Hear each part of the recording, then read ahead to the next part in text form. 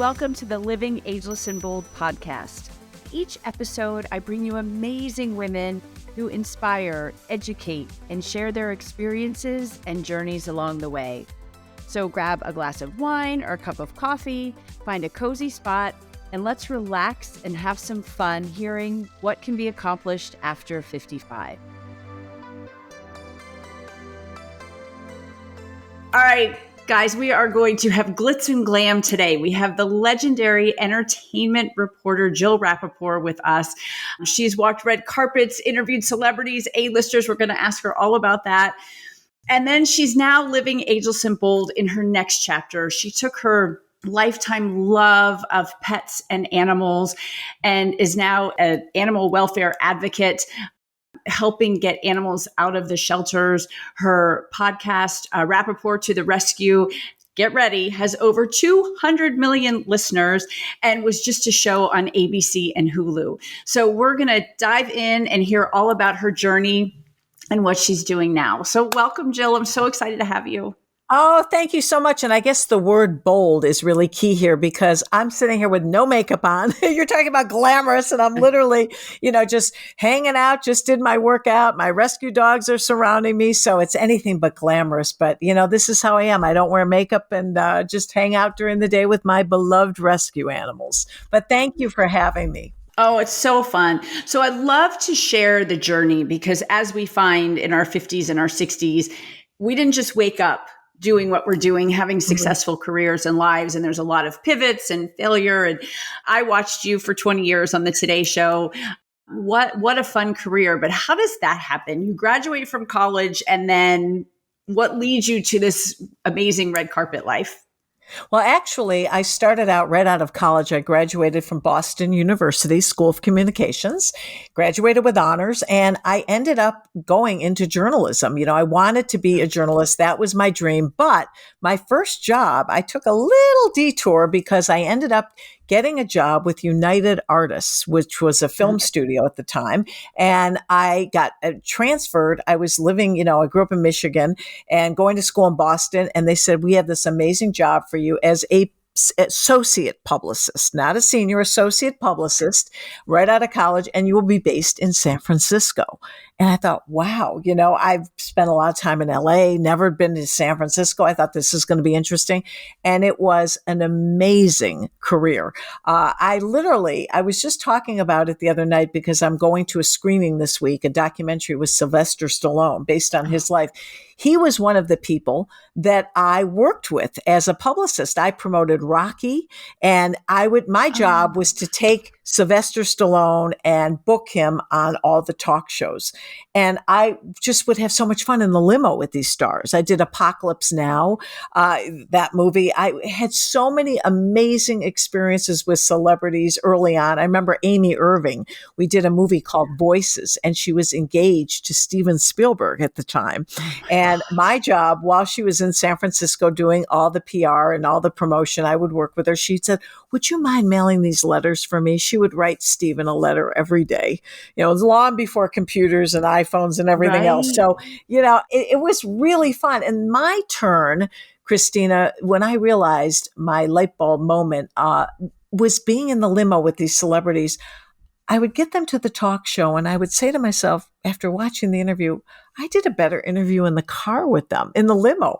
I got more out of them in my drive to the TV station. This is what I want to do. And that's when I switched to on air. And it was quite an interesting journey because it wasn't an easy one. There were 3 networks back then. Right.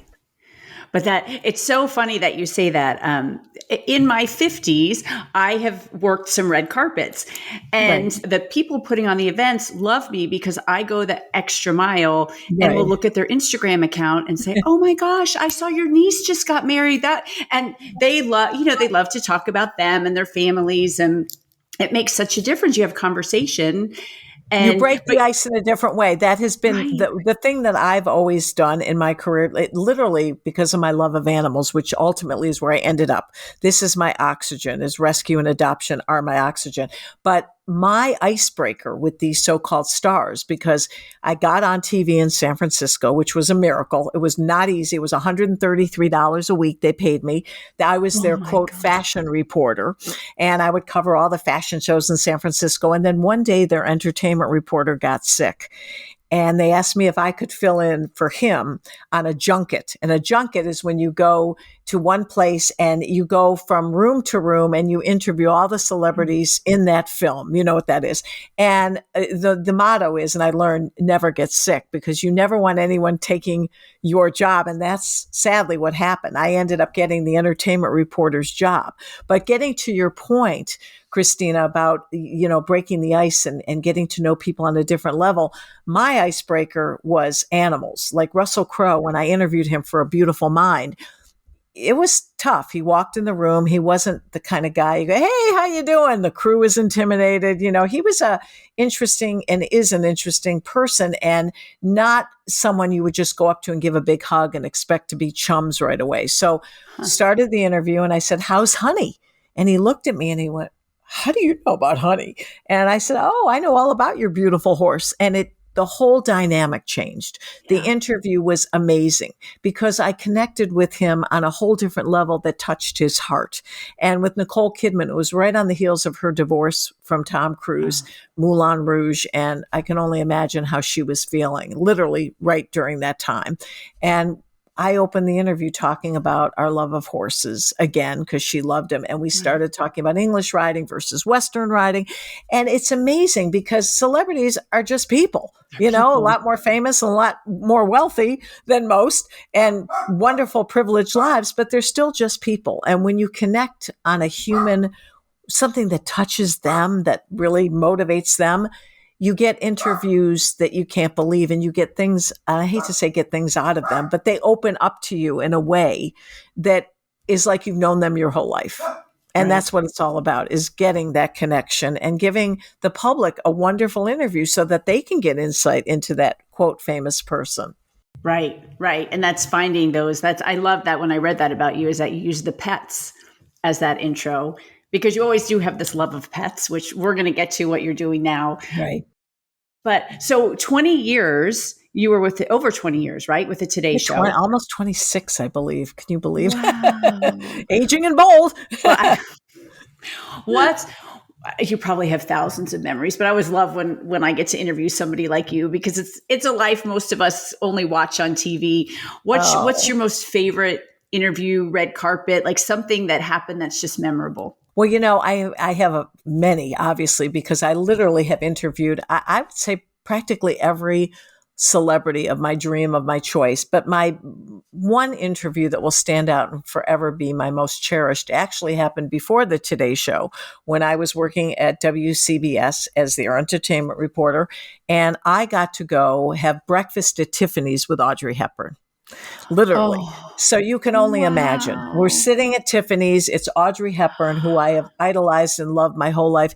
And it is the most incredible feeling when you sit down with someone of that ilk and they not only live up to the image, the feeling that you've felt your whole life about them, but they're even better. She was the most incredible, loving, compassionate person, just like we've read about and heard about our whole lives, but she really was the real deal. She put her hand on my hand and thanked me for the interview. The whole time she looked into my eyes during the interview. And the one thing I have always done my whole life preparing for an interview, and when I'm sitting down with a famous person, I never use notes. I never look down. I never break away. And I felt, even if I might lose my place or think, oh, gosh, was there something I should have asked her? I have a pretty good memory. I find when you break eye contact, something clicks off in their head and then they lose that connection. So I try never to look away, never to look down, stay in their eyes. And that's what Audrey Hepburn did with me. She never looked away.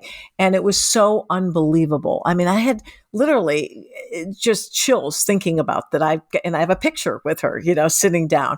Lucille Ball was another amazing interview for me. Yeah. And Muhammad Ali, unbelievable. And then when I wrote my book, People We Know, Horses They Love, with Robert Redford on the cover, I've been in love with Robert Redford my whole life. My phone ring, if it goes off, is the way we were. My horse was named Hubble. He's in heaven Oh, now. But I've always loved Robert Redford. I'm obsessed. So to be able to be with him and do this book and have him on the cover, and it was such a great experience. My sister was the photographer. We're in Utah at Sundance. wow. I'm on the ground. He's on this gorgeous Palomino. He comes riding up into the sunset, literally. Robert Redford, It's Butch Robert, Cassidy, and right? Sunset, and the Sundance Kid. And he rides up to me and he said, "Oh, you should be careful. You're in the middle of that grass. You should know there's some snakes in there." And I said, "You know what, Bob? If I die looking up at you, it's okay." Oh, I So, love it. and we had such a great interview. We ended up going into the restaurant at Sundance and sat down. He had a few glasses of wine, and then we proceeded to do a recorded interview for the book. And I gave him the release to sign, and he didn't even look at it. And he just signed it. And he looked at me and he said, "Oh, I probably should have read that, right?" I said, "No problem, Bob." I said, "Next month I'll be Mrs. Robert Redford, and I now Oh, own 50% of Sundance." But he has the best sense of humor. He sends me a Christmas card every year. I still keep in touch with him. oh, Another amazing, memorable interview. And then Paul Newman and Joanne Woodward. I got to yeah. do, I believe, their last sit down interview. It was even featured in the documentary on HBO with them together. And we aired it on the Today Show in 2 parts, but one part, I believe, was 8 minutes long. And what an incredible couple. I mean, just Amazing. incredible. And George Clooney, I did his very first interview on the gurney at ER. So Oh my because I was the entertainment reporter at the Today Show, they would give me all these up and coming stars because they were a little nervous. Their publicists were putting them on live TV. So they said, "Let Jill do it. It'll be taped and then it's controlled and we can fix any mistakes. If they say something wrong, we're in the field, whatever." So I had a lot of firsts. Sheryl Crow's first for the Today Show. Shaquille, we had so many amazing interviews because they didn't go on live at first. So then they went on live with me. And I'll never forget, one of the publicists called the Today Show and he said, "You know what? We have this new star and we want to have him get known. He's an up and comer. He's fabulous, but can Jill do it because we don't really want him on live TV? And if, we'll give you this guy and you guys get Paul McCartney live, which was great." And I said, "Okay, who is it?" And they said, "This guy named Keith Urban." And Oh my I God. remember, and your friend, Christina, Joanne Lamarca, was my producer then. And we're looking up Keith Urban, who is this guy? But I did the first interview with him too for the Today Show.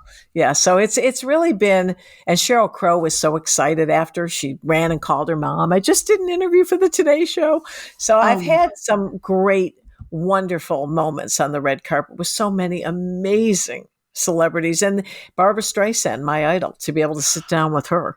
And you had to sit down. I was on her left side because, oh, well, actually, she only likes her left side photographed, and I prefer my left side. And I was in a chair on my left side, and she said, would you mind if we switch?" I yeah. said, "No problem." For you, Barbara, anything. Yeah, anything for Barbara. I love her. She and another incredible person, did not let me down at all. She funny and brilliant, and I pinch myself with these people. And I just posted a picture with Matthew Perry. Sadly, I had interviewed him several times, and I loved him. I enjoyed all the friends, but I have to say, he was probably my favorite friend because for me, he was so endearing and warm. I remember saying to him, "Hey, Matt, you're like, every woman loves you because you're like kind of a fumbling, bumbling guy, Yeah. makes fun of himself, but you're really a chick magnet." And he looked at me and said, "Chick magnet, Jill, I have a chinneck." And I said, "What?" He said, "A chinneck. My chin and my neck are one." He goes, "There's no definition." He said, "Well, what kind of a chick magnet?" But, they were these rising stars, and he was the most vulnerable and the most open Yeah. with me. And I just adored him. Such a shame. I was just shocked when I heard the Yeah. news, as we all are. So sad. Yeah, terrible. And when I keep thinking of these, they're just people, like you keep saying, they're Yeah, friends. And I right. have my group of girlfriends, and we lost one of ours very suddenly at 49 a couple of years ago. And this just brings all that back because forget the celebrity, forget everything. These are a group of people who just lost their best friend. I know. And it's so sad. It's so It's sad. so sad and so young. You Yeah. hear someone 54, and maybe it's because I'm older.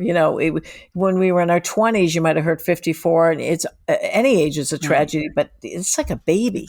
And he was on the road to recovery. He'd just written that incredible memoir and helped so many people. And I was watching on a show today where, oh dear, you hear The Way We Were? See?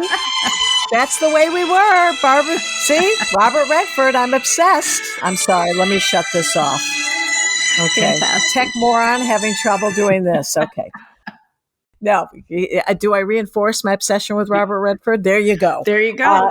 Anyway, I was watching how he said he wanted to be remembered for what he did for people that had drug dependencies, alcohol issues. He wanted to be known for helping them more so than being the star of Friends. And that just shows you what he was all about. Such tragic. But let's see how many people he might help now that this scares them enough. Exactly. You never know. So yes. You had a pinch me career. And one thing, we do have like a lot of younger women who listen. They get really inspired. Right. And I don't know if you know the story about Hoda Kotb, but she has a very similar story. I actually interviewed her. We went to the same college and we did a big event and kind of her rise to fame. And she had gone from TV station to TV station to TV. I think it was 37 TV stations. And she thought she was going to get the first one in Roanoke, which is right by where we went to college. Right. Did not happen.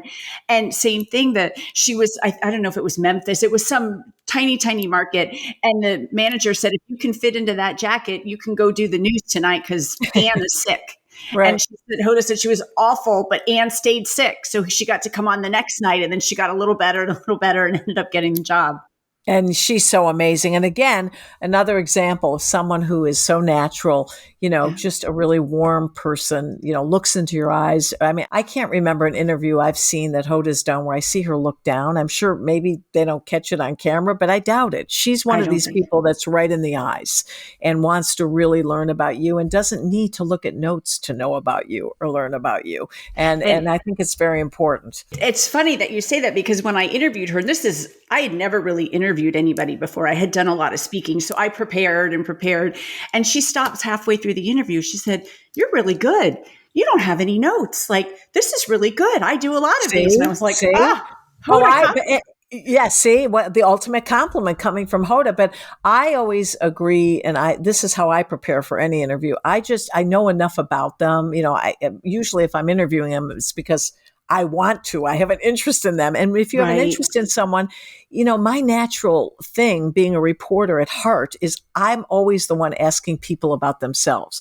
I'm actually not as comfortable with people asking me questions. I want to learn about them. That's just how I am, how I was raised, who I am as a human being. So if I love somebody, I know everything about them. And I usually in my head have my first question. And then all bets are off because the true best interview, it can go in any direction. And you've got to be, the keeper of the house where you let it go where you want it to go, but you want to get the best information out. So if they start going down another road and it's really great, you're going to ask them about that.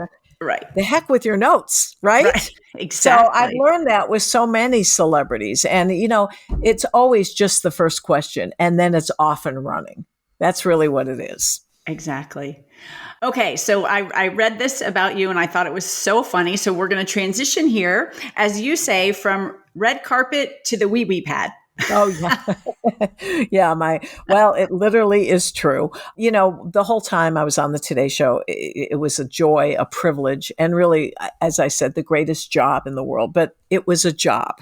One day when my beloved German Shepherd, one of my many rescues, I've always had at least 6 dogs. I'm down to 3 now. I've lost 3 during COVID, but I've always rescued. I've been a rescuer. See? There we go. Right on cue. That's Oscar Mayer always chiming in going, go mom, you're a rescuer. Anyway, I've always been into, not only rescuing, but the underdogs of the rescue world, the seniors, the pits, the special needs. So I literally, take a dog. I rescued Oscar Mayer when he was 8 years old, returned 3 times to the shelter. And when my beloved German Shepherd Jack got sick, he all of a sudden started limping. And with a bigger, older dog, that's your worst nightmare. It turned out it was bone cancer. Mm. And, for any sort of survival, you have to amputate the limb. And it was the front limb. And a German Shepherd, 100 pounds, 64% of the weight is in the front, over 60%. So it's a big decision, and you weigh it. He was already 11, a senior dog. But I just knew, looking in his eyes, that he had so much life left to live. And I thought, I'm going to give him this opportunity. So what happened was, after doing celebrities and everything, we went through the treatment. Jack survived it, which was a miracle, and he was thriving. And he taught me so much about life, because I would watch him when he first came home, and I had to teach him to walk again. He wasn't, like people. He didn't care how he looked. He just wanted to be out of pain. Animals just want to be pain-free and loved, which isn't that the most important message for humans? Who cares what people think of us or if they love us? We just want to be healthy and happy and loved. And that's what animals teach us. And I watched how he integrated with his other brothers and sisters, and they were just so happy. Sure, they were sniffing and smelling because the wound and the smell, but they were so happy that he was home and he was safe, and everybody gathered around him and hugged him. And one day he got loose, and I found him. I have a horse farm. I found him almost a mile in the back. He was hopping around literally on 3 legs, just looking around and checking out the pond. And I couldn't believe it. And that's when my life took a turn, because I realized by looking at Jack that he never let the loss of a limb stand in the way of living his best life. And I thought, what a great message for humans. He doesn't care about the things humans care about. And that's when I decided this is where I want my focus to be in life. Not only rescue and adoption, but to tell the world what animals can give us and how important they are and what they can add to our lives. So I went to my boss, who was Jim Bell at the time, our executive producer. And I said to him, you know what, Jim? Stars don't need my help, animals do. And I really want to make a difference in this arena. And he said, great, be our pet reporter. And he was open to it. I couldn't believe it, because I'd been the entertainment reporter at that point 17 years on the show. Wow. And who wouldn't want that job? I mean, there were a million people I was looking over my shoulder that wanted that gig. And I thought, how many movies, and I may not love them, or how many celebrities can I do? And what's that really doing for society? For me to tell you about another movie to go see, is that really going to make a difference in people's lives? Yeah, it's entertainment, but not like animal welfare. This is what gave me hope and excitement, and really, I thought, second chapter of my career. So I said, okay, pet reporter won't cut it. How about animal advocate? And at the time, that was not a word that was used. I was one of the first to put that with my name. It was animal activist. We're the voice for the voiceless. So he said, great. And I started on my mission. My first story was Jack. And I waited till his last treatment of chemotherapy, because the drug was so strong that if he got nervous and moved, remember, I'm standing there with a film crew and, Right. He's getting his last treatment. If one drop went outside of the syringe on his leg, that leg would have to be amputated too. So you can imagine. So I was like my a nervous gosh. wreck, because we're trying to show America and the world his story. But, and he was a trooper. He sat there, it's as if he knew his story was going to get out there. And literally, that was the reason that I went to Jim, because when I covered him and did that story on Jack, and that was still while I was the entertainment reporter, people reached out to me from all over the world. They said, this is unbelievable. And that was my turning moment. Went to him and he said, great. So it all changed. And I, for then, created Bow to Wow, which was the national rescue segment. And in 7.5, almost 8 years, we had a 100% adoption record. Thousands of animals. And more important than the 5 to 10 animals I had on with me every month, the messaging. When people saw me, it promoted and prompted them to go to their local shelters. So we don't even know how many animals got a home because they were inspired by Bow to Wow. But whatever it is, if it's 1 or 1,000,000 or 100, it's all worth it, right? Yeah. Oh, no, it's amazing. I still remember those segments, and then all the dogs running around. And Yes. And it was so great because, like I said, I joke about not being able to use notes, and on the show, I never use prompter. Well, as you get older, part of it is I can't see. So I didn't want to have to put my glasses on and go, okay, let me see that prompter now. So part of it was vanity too, but the fact that I couldn't see the prompter, therefore I couldn't use notes. So all those segments were done just from my heart, bringing the animals out and talking to the hosts at the time. And it literally changed my life. And from there, I got to do amazing pieces for Nightly News that went viral, NBC Nightly News. And then I did many segments for The View, rescue segments for them. I created Best in Shelter with Jill Rappaport for NBC, which was all about underdogs, seniors, pits, and special needs. And then Dog Bowl for seniors. Dog Bowl was for older dogs, Puppy Bowl for seniors. And that was my idea and creation, and got it on the air. Sadly, during COVID, that went away. And I thought it was one of the saddest days of my life. And I didn't understand it. I didn't want to accept it. And I didn't think it should happen. But we couldn't control what was going on in the world. So that show went by the wayside. And now, just so you know, if you saw the New York Times or the New York Post, anything, rescue and adoption are dire. It's the worst it's been in years. And in Manhattan, they're turning dogs away. They can't accept anymore. What do you think happens to the animals that are there? I mean, why is that? Why now? Was that just people who adopted during COVID and now a few years later, there's a lot of reasons. The economy, right? People, first of all, COVID, if I had a lot of naysayers, I was one of the first people on my podcast, Rappaport to the Rescue, to do interviews with people saying that these COVID returns were really getting scary and that it was really a bad situation. And then I had people say, oh, that's not true. There's still no. People got adopted during COVID, and then all of a sudden, A, they got their first vet bill. B, if the animal gets separation anxiety when the person went back to work, they come home and, the animal's stressed. Maybe they ate the sofa. And C, they just couldn't handle the responsibility of the dog once they got their job back or went back to an office. Yes, there's been so many COVID returns. That is a definite thing, but also the veterinary shortage. That's a huge problem right now. Vets have, there just aren't the numbers that we used to have. And then when you do go to a vet, the bills can be truly overwhelming. Our economy, what's going on in the world. And I just think with COVID, with everybody focusing on themselves and their health, and that's totally understandable, animals took a back burner. But now it's really scary. I mean, you can get, during COVID, you couldn't get, it was great for the underdogs because people were actually adopting seniors and pit bulls and special needs dogs because you couldn't get anything else. What was ever left, people were happy to take. And that was a blessing. That was the only bright light of COVID, that the underdogs, it was up. The adoption was up for them. Now you can find golden doodles, puppies, anything you want is sitting in a shelter. And that was never the case. And now there's an overabundance. English bulldogs. I mean, come on, you'd be on a wait list. My friend who runs Long Island Bulldog Rescue, she had 3,000 applicants at a time. And now she's getting them in right and left, people surrendering them. It's really very, very scary. And we have to do something about it. So is there anything we can do other than adopt? Well, yeah, I tell people all the time. I mean, I always try to open up my home first and foremost. You want to take an animal. I tell people, please consider an older dog, an older pet, because if you are even 40 and up, okay? I mean, or if you're a young mother, you don't want to get a puppy with a new baby.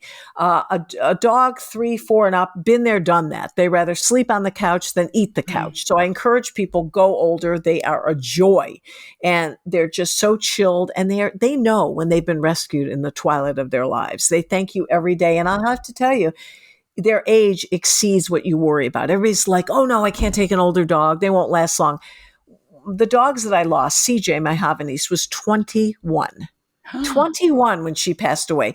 My American Bulldog, who I found tied to a tree in Harlem, he literally, the life expectancy when he was healthy, because when I rescued him, he was triple pneumonia and weighed 60 pounds. His normal weight was 120. And they give those dogs 12 years at the most. He was almost 17 when he passed. Okay. Wow. And my dachshund, Ruby, was almost 16. So I tell people all the time, like humans, like me, don't look at age. Please. Age is just a number. Don't look at the age.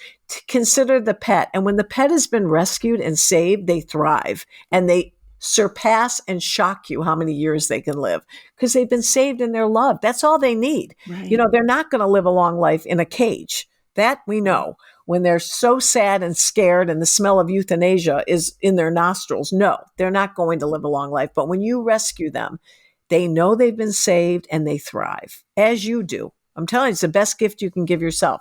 Lowers your blood pressure. You're never lonely. You know, I don't have kids. I'm single. During COVID, I was never lonely. I had all my fur babies around me at all times, and I never felt lonely or disconnected. And I can't even tell you how many of my friends who don't have pets and have families and felt more disconnected than I did. So, it says something, doesn't it?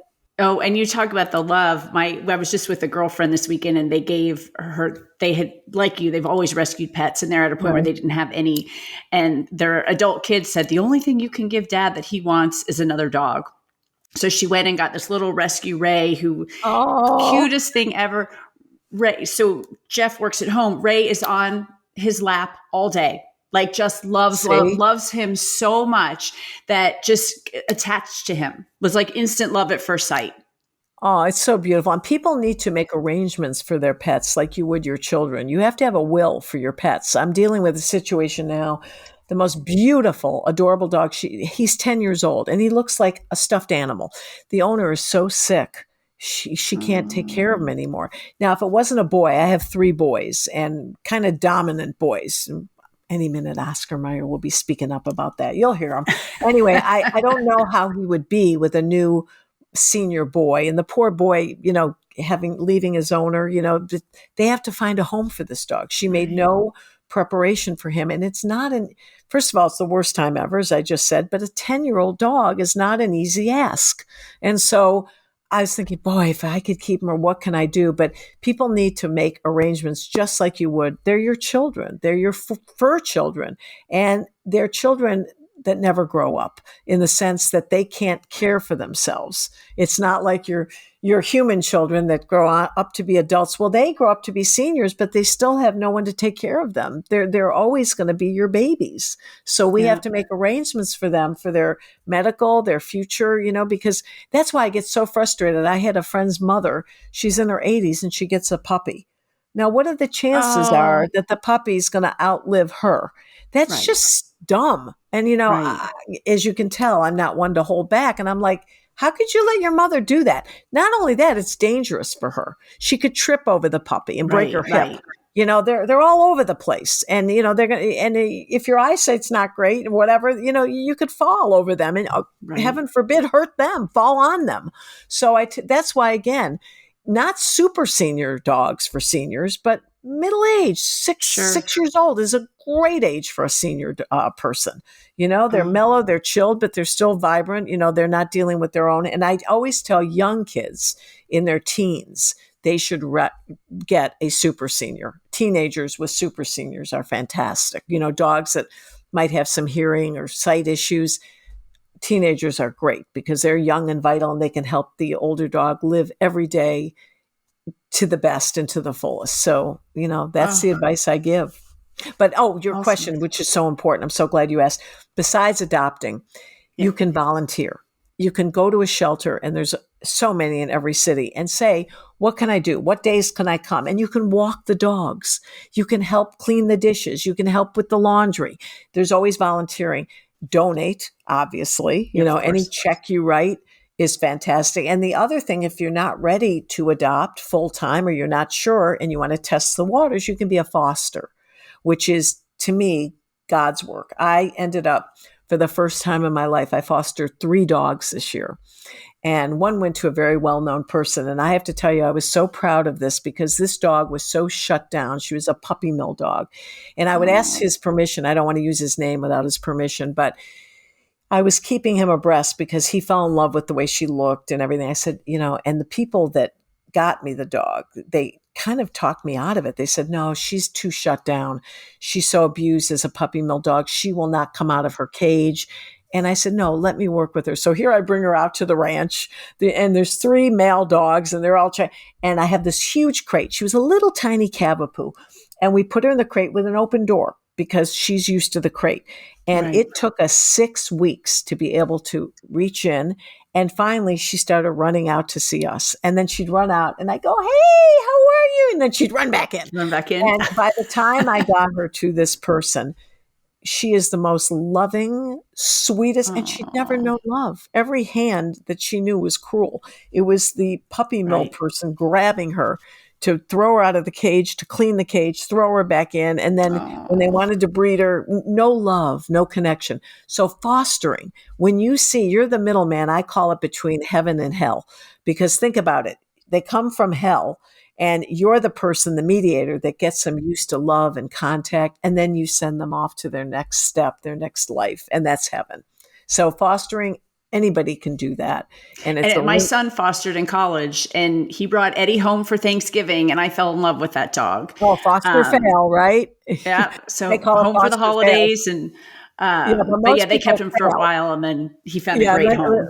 but then, when you fail, they end up keeping it. But I didn't fail because I knew that I had these dogs, and I had two huge, a golden doodle and a standard poodle, brother and sister. And I can't take any more boys in this house. So it was a boy and a girl, and it was in the fall.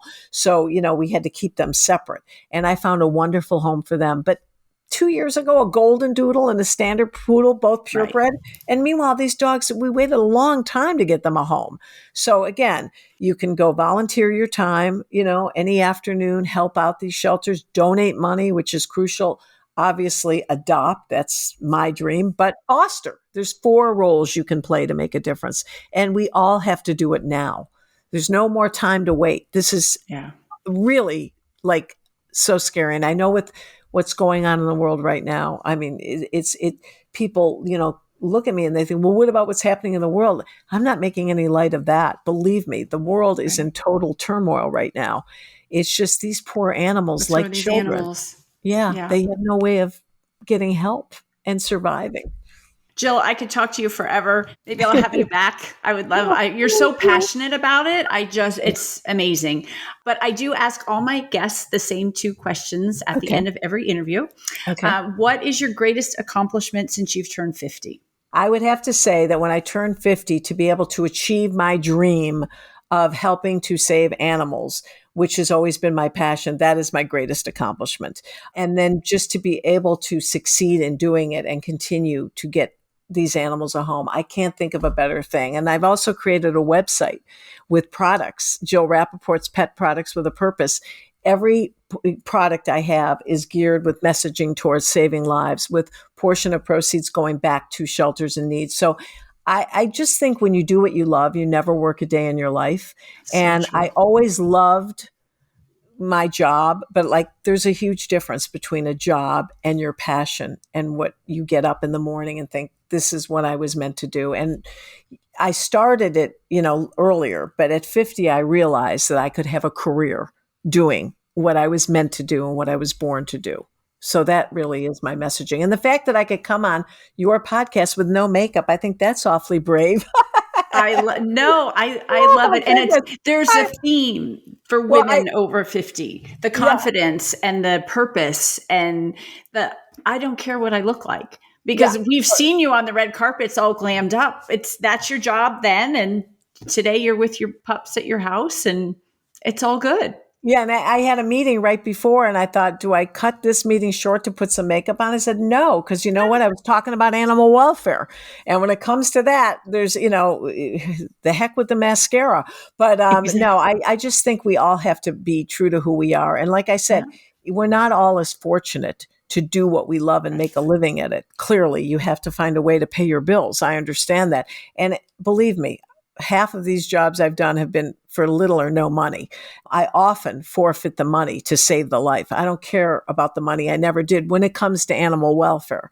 Right. But I do think in the end, you get your rewards because you're doing what matters and you're doing it from your heart. And I think up above, good things come. It's called karma. When you're doing Oh, what you love and you're helping others, whether it be on 4 legs or 2, it's just the feeling is so great when you can make a difference, isn't it? it is. I so believe in all of that. I love that. Last question. Where do you see Sure. yourself in 10 years? Oh, well, my dream with all of my projects I'm working on now, including my pet shows and my podcast, my dream is to do a St. Jude for pets, where no Oh, pet gets turned away wow. because someone can't afford it. I was sitting in a vet's office one day and they couldn't afford the antibiotics. And I said, that's ridiculous here. And I wanted to set up a Jack and Jill, like a kitty fund in every vet's office, like, and they're doing it for some people, but no, so many people, the vet bills are daunting, and very few people, including me, I don't have pet insurance. So my ultimate dream is St. Jude for pets. And I'll do it because I don't take no for an answer. In fact, the more you say no, I'm like, yes. Rejection kind of is my adrenaline, and I've had a lot of it. But I hear you. feel, you tell me no, sorry, you've said the wrong thing to the right person, because I'm going to go after it that much harder. So, and everything I've set out to do, I've done. Like I said, I don't always get paid, but I don't care. As long as I'm making a difference for those animals and I can see them and I can see that where they were and where they're at, it's just the best. Wow. I like, you brought tears to my eyes. That's incredible. I wish you all the luck in the world on that. I know you'll do it. There's not a doubt in my mind, having met you. And that is incredible. So thank you so much. Everybody check out Jill's radio show podcast, Rappaport to the Rescue. We'll have all the information in the show notes. Thank you so much for joining me. Thank you for this opportunity. It was so great to meet you. You're so much fun and very prepared. And may I add, you never look down at notes. I like that. Eye contact. It was great. Yeah. Thank you. Thank you. Thank you so much.